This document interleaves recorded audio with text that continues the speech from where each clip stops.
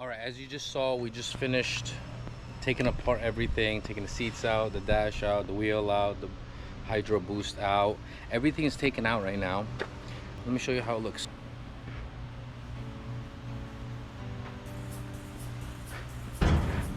So the guy who was building this car wanted to put a 2015 dash, so he cut all the sheet metal out. I don't like that.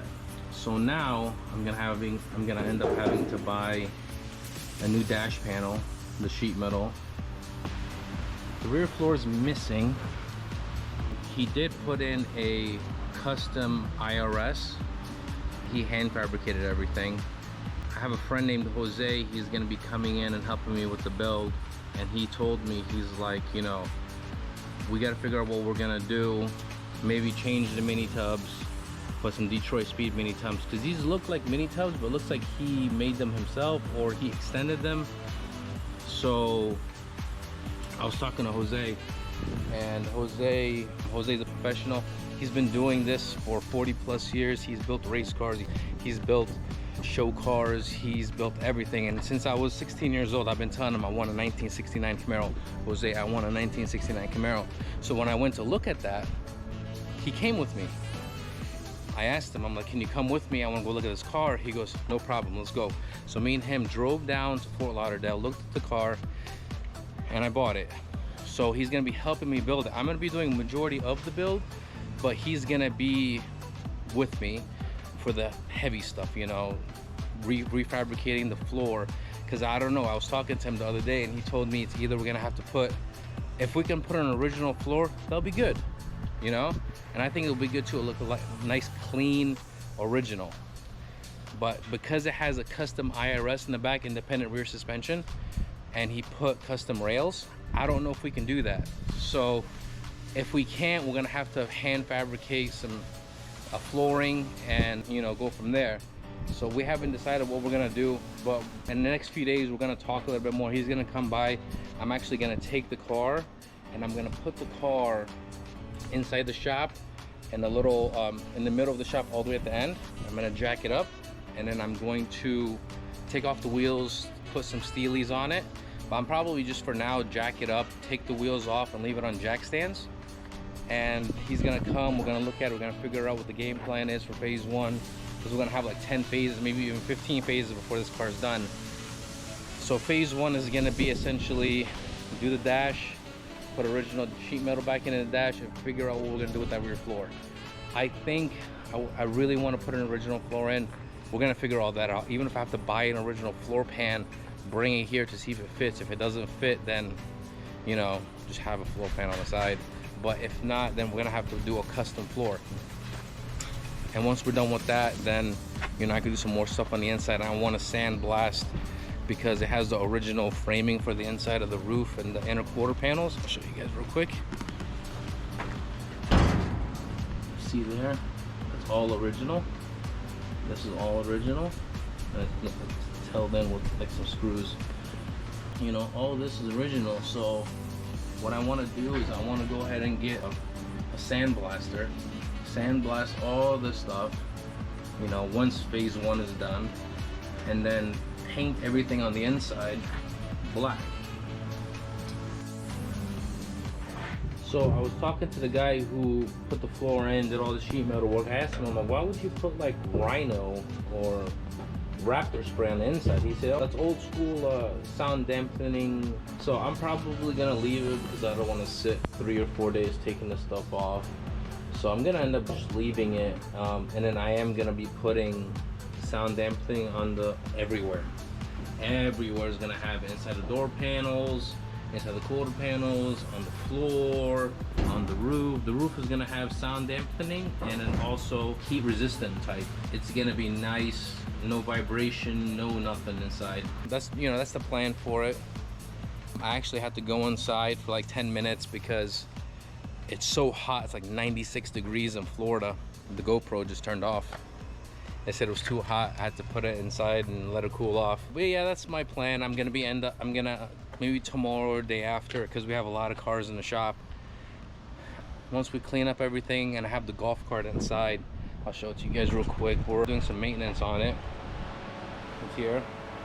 So once we finish the maintenance on it, we're gonna go ahead and take that, get it out of here, and then the car is gonna be sitting right there. I'm gonna put some jack stands, lift it up, take the wheels off, and I got some spare wheels from my friend's shop.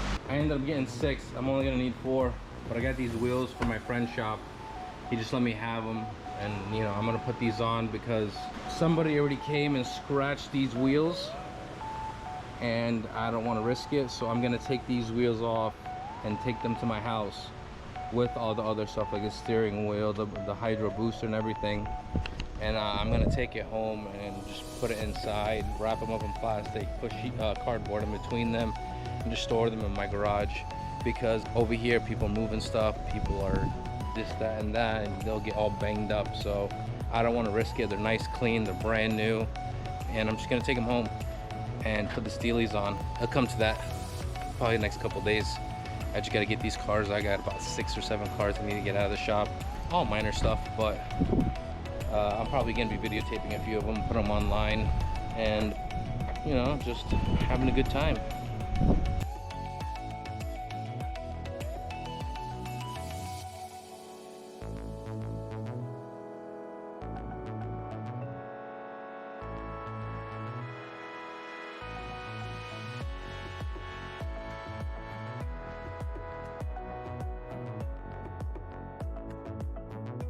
All right, let's knock this car out real quick because, you know, we gotta pay some bills.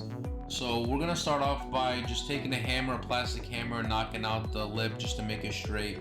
Now you're gonna see my friend Jose, that's who I was telling you about. He's at my shop. He told me to go ahead and use a small mixing stick to flatten out the high spot, which worked really good. It only took about 5 or 6 minutes to go ahead and smooth it all out.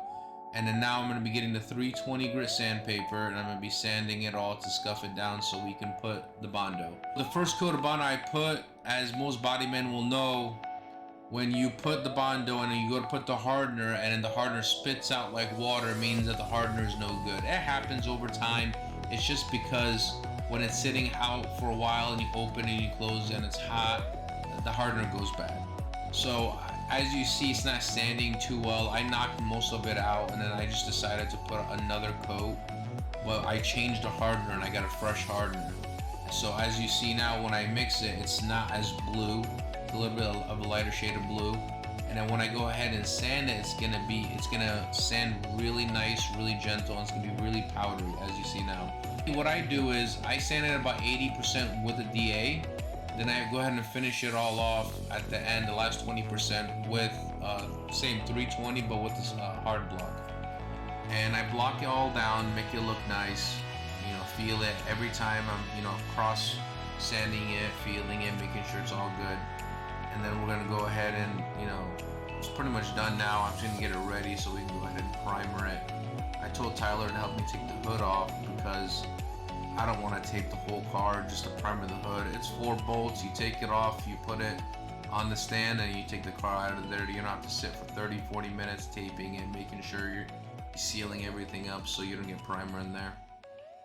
So now I'm just pretty much finishing everything up and I'm getting it ready for primer. And in the meantime, I decided I wanted to primer it while Tyler was gone for lunch. So I went ahead and got the bumper out because we're going to be doing the bumper also. Now this is a Kia. Now, as much as I like Kias, I hate their plastic bumpers. And it's because Kia does not primer them. They actually just put them in, they put hot grease inside the molds, they put the plastic in, they make the bumper, and then you just take it out, put it in a bag, and then send it out to the parts departments and the dealers. So I've had multiple times where I get a Kia and a new bumper and I just do the normal prep. You sand it, you primer it, and you paint it. Well, I've had 2 or 3 customers come back and the paint is peeling off.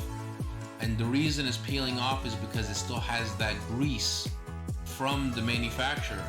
So I was actually talking with Jose and he told me that we have to go ahead and degrease it. So that's what I'm doing now.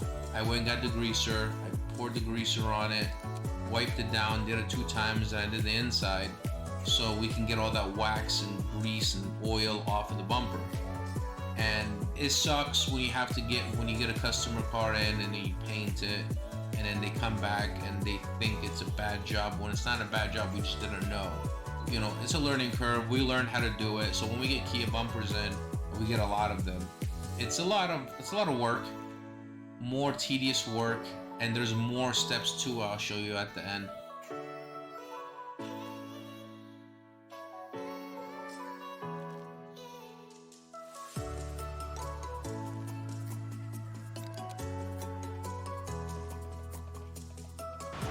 All right, guys, so I got the hood bondoed. I have another car that Jose is working on for me, doing just the body work. And I'm gonna primer that while I primer this hood. And I got the bumper already prepped. So now I'm just gonna mix the primer and then start shooting the primer. Tyler went to lunch, so it's just gonna be me and you guys. So when it comes to primering, your main thing you want to do is make sure you're doing a good primer. You're using good primer. Don't use cheap lacquer primer. Don't use, you know, just cheap stuff. Always get the good quality stuff. And the reason I say that is because I'm actually going to keep that on the side and get a new cup. I'll be right back.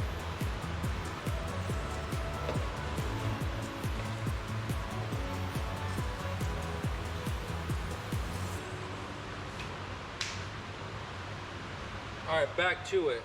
So when it comes to using primer, we use this primer.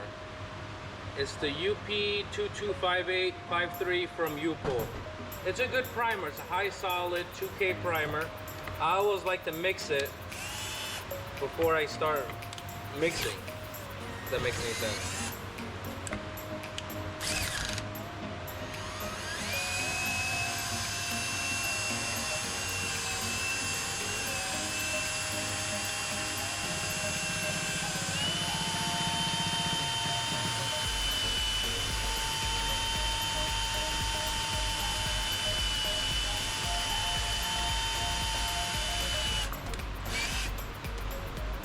I personally like to mix it because over time, if you don't use it, it separates inside, but you know, it's good.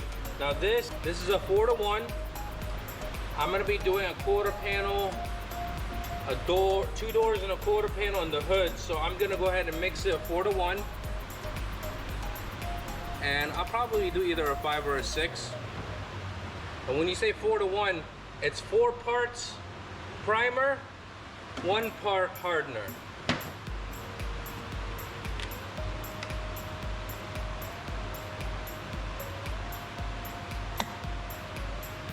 I'll do 5.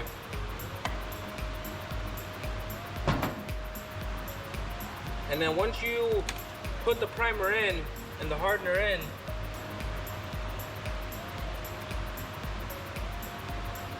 sorry, I can't multitask.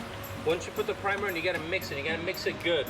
And then if it's still too thick for your liking, you can add a little bit of reducer.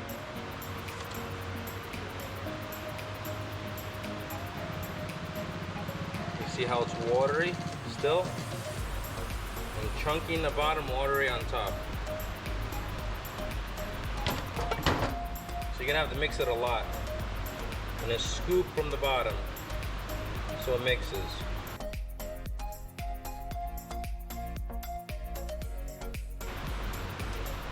When you have that nice consistency that you like, this is good for me. You don't want it too thick, you don't want it too thin. You see how it's a nice stream and it's not dripping and it's flowing pretty nice? That's pretty good.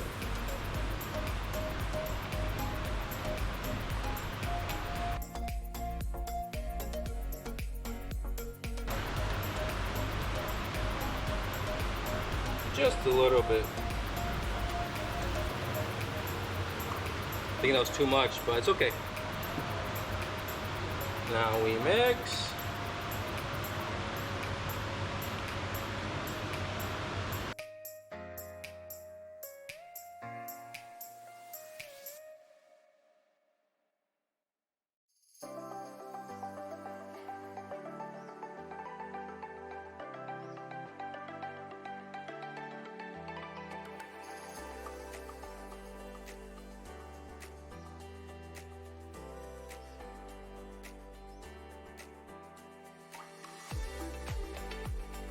Now that Tyler's back from lunch, he is getting the hood ready for paint. He's gonna be sanding down the primer, and then now you're gonna see he's gonna get some guide coat, apply it, and then wet sand it.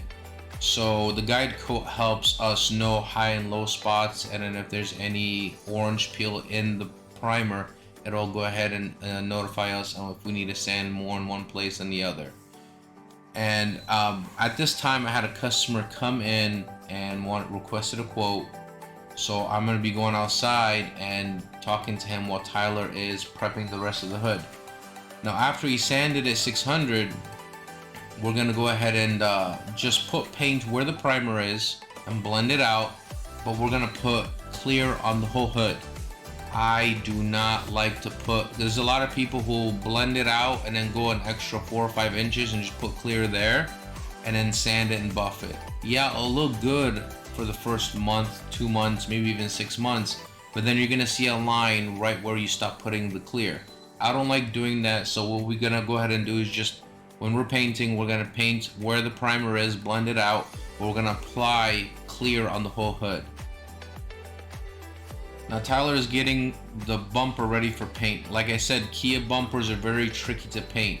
So first thing we do after we degrease it, dry it out, we wipe it down with wax and grease remover again, and then what we do is we put a primer sealer. It's a white primer sealer. We're gonna be painting the bumper blue. We have to put a white primer sealer. What does a primer sealer do? It actually seals everything and adheres to the bumper very well. Now with the sealer, it's not like normal primer where you have to wait and sand it. As soon as you put the sealer on, within 10 to 15 minutes, you have to put the base on. Once you do that, it will be perfect. If you let the primer sealer sit and cure for more than 15 minutes, then we're gonna have to let the bumper sit for 2 days for it to fully dry, then we have to sand it. So as you see, within 10 minutes, he's already putting the base down.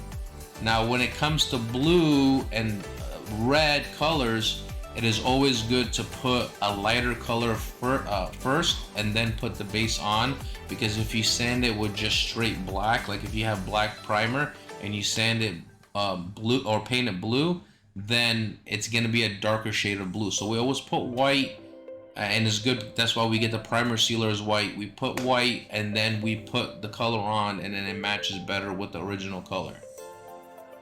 Now Tyler now is just getting everything ready. He's putting the base on the hood. Because of Florida weather, we did not get him putting the clear on, because the GoPro overheated and turned off while he was painting, and he didn't pay attention to it, because when you're in the zone, you just want to knock out the job. So by the time he finished the job and went to the GoPro, it was off. And we also made a crucial mistake. In the prep, we were supposed to wipe down the bumper with alcohol. We did not do that. And the next morning, we went ahead and wet sanded the whole car for buffing, and we blew it with the air, and this is what happened to it. All the paint came off. This is why Kia bumpers are extremely difficult to paint. We could spend 3 or 4 hours re-prepping the bumper to go ahead and paint it again, but we got lucky and we have a car in the shop that was the next car in line, and is the same exact car with the same exact bumper. So we went ahead and prepped that bumper and painted that bumper for this blue Optima, because the customer needed the car as soon as possible. It was a dealer, they had it pretty much sold. The customer's coming in the next day. We didn't have time to fix that bumper and paint it. We just had to get the new Kia bumper for the other car and put it on. And the customer understood, and we went ahead and did that. And we just got lucky. Most people don't get lucky like that when they have 2 cars back to back that are the same exact year and the same exact part number and same trim level, everything. So we got extremely lucky with that. We really don't like doing that, but when it's a time crunch, we just went ahead and called the customer, and he owns both cars, so he told us just to do whatever we needed to do to get the car to him the next day. So that's what we went ahead and did, and it came out good.